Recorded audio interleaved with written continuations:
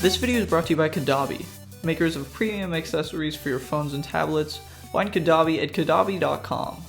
Hey everyone, this is Chad from GadgetGuruHD.com, and in this video I'm going to give you my full review of the new Retina iPad Mini. The Retina iPad Mini is Apple's newest tablet that was released alongside the new iPad Air.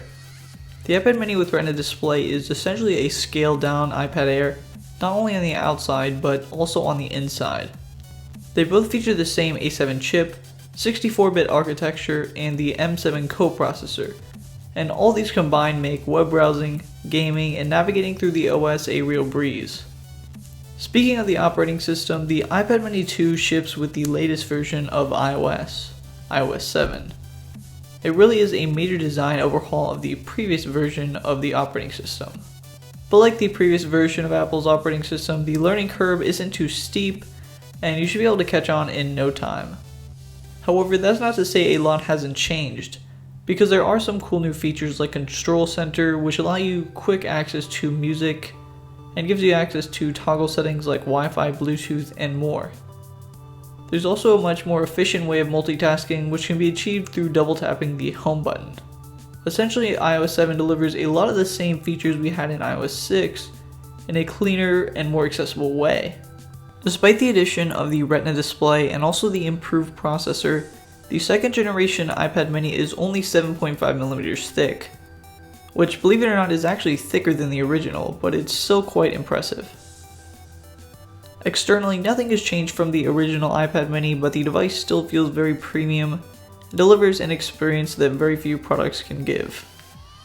It really is tough to match the visual appearance and build of Apple products, especially the new iPad Mini with Retina Display.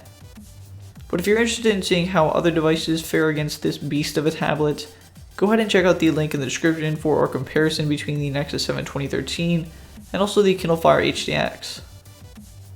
Of course, as expected, this device does feature a non-removable battery, non-expandable storage, and can be bought in 16, 32, and 64GB variants, with a cellular model also available. Now, we've already talked about it for a little bit, but it is tough to explain how much of an improvement the Retina display is. For those that are considering upgrading from the original iPad Mini or iPad 2, or really just about any device with a lower resolution display, you really will be blown away by how crisp text and video is.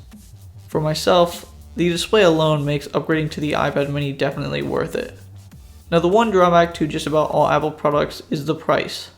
And if you thought the pricing of last year's iPad Mini was expensive at $329, then this year's updated iPad Mini may not be for you. This new upgraded version will cost you $399 for the base model. And yes, I did say the base model. And the most expensive one, the 64GB LTE, will run you in upwards of $800. To put that pricing into perspective with its competition, you can actually purchase a 64GB LTE Kindle Fire HDX for only $9 more than the base iPad Mini with Retina. So something like a Kindle Fire HDX may be able to give you a little bit more bang for your buck. But again, a comparison between those two devices will be down below in the description. Quite honestly, I do think Apple may have priced themselves out of a lot of people's budgets, and this decision really might hurt them. Moving on to the battery life portion of this review, the battery was really impressive. I was able to go several days on moderate usage, but battery life will vary from person to person depending on how heavily the tablet is used. Honestly though, battery really shouldn't be a major concern with the iPad Mini because it really is pretty stellar. Now, most of you probably are already familiar with the button layout and design of the iPad Mini, but I figured I would just go over it just for those that aren't aware or would like a refresher. Like all Apple products, you can find the sleep-wake button and also the headphone jack on the top of the device, while the volume rockers rest on the right side of the tablet. I would like to see some of this updated maybe sometime in the future simply because the same layout is getting a bit stale and old, but it isn't really too big of a deal. Anyway, on the bottom of the tablet we can find stereo speakers, which do unfortunately get muffled when holding the Mini in landscape mode, but other than that they are pretty good. And in between those dual stereo speakers we can find our lightning port, which is used to charge up the tablet. Overall, the iPad mini with Retina display is a stellar tablet that's perfect for around the house use and also great for on the go. The fantastic display, updated operating system, and premium build make it a perfect tablet for anyone that's willing to shell out the top dollar. So that right there was our review of the iPad mini with Retina display. If you enjoyed it, please do give this video a thumbs up and subscribe for more content like this.